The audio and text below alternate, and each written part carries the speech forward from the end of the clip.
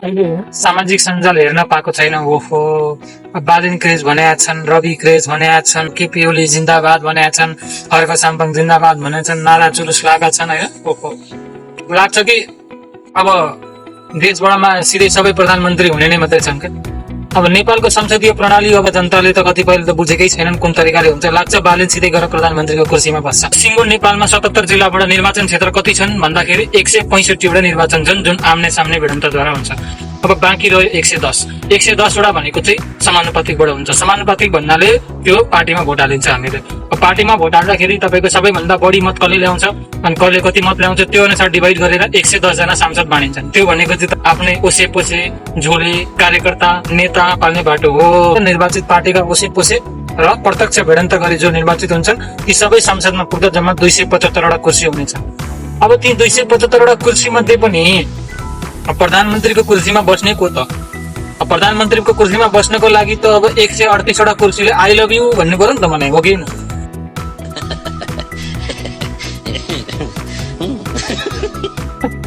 I love you भनिदिनु पर्ने मान्छे त 138 जनाले जबसम्म भन्दैनन् तबसम्म त प्रधानमन्त्रीको कुर्सीमा त कोही पनि बस्नेवाला छैन। अब प्रधानमन्त्रीको कुर्सीमा बस्नको लागि 138 जना अब डाइरेक्ट कुनै एउटा पार्टीले ल्याउँछ भने त्यो ठिक हो, सरकार उसैले बनायो। अब 138 पुग्दैन भने त्यहाँ के सुरु हुन्छ? ठगबन्धन, गठबन्धन। ठगबन्धन चाहिँ किन भनियो भन्दाखेरि यताउता मिलिजुली बाँडी खाउँ भनेर अब बनाइन्छ नि एउटा सरकार।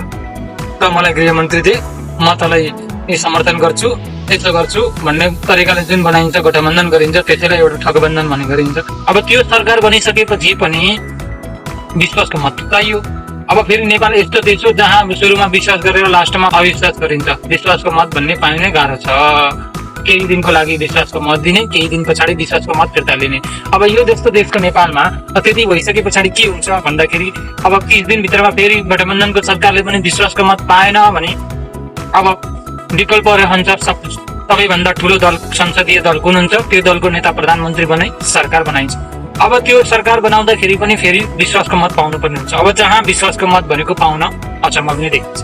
अब विश्वासको मत फेरि 30 दिनभित्र पाउन सकिएन भने अब कुनै एकजना सांसदले म प्रधानमन्त्री बन्छु, विश्वासको मत पाउँछु भनेर उसको सबैको जनता 138 जनाको समर्थनमा उसले प्रधानमन्त्रीको लागि राष्ट्रपति समक्ष पेश गर्नुपर्छ। अब राष्ट्रपतिले स्वीकृत गरेपछि प्रधानमन्त्रीमा नियुक्ति गरिन्छ। प्रधानमन्त्रीमा नियुक्ति भइसकेपछि विश्वासको मत 30 दिनभित्र लिनुपर्ने हुन्छ। विश्वासको मत 30 दिनभित्रमा आएन भने अब के भयो भन्दा संसद विघटन भयो। संसद विघटन भइसके पछाडि 6 महिनाभित्रमा फेरि अर्को चुनाव हुने अवस्था आउँछ।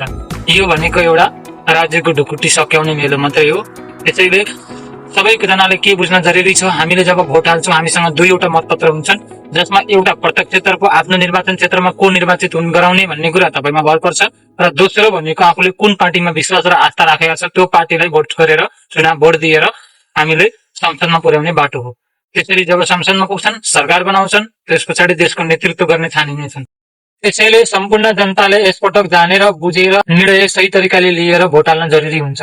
किनभने नत्र राज्यको ढुकुटी सक्नु बाहेक विकल्प केही रहँदैन। कसरी सरकार गठन हुन्छ, कुन प्रक्रियाले हुन्छ, कहाँ जान्छ, के हुन्छ भन्ने प्रक्रिया बुझेर मात्रै सम्पूर्णलाई मतदान गर्नु हुन हार्दिक अनुरोध गर्दै बिदा हुन चाहन्छु। जय देश, जय नेपाल।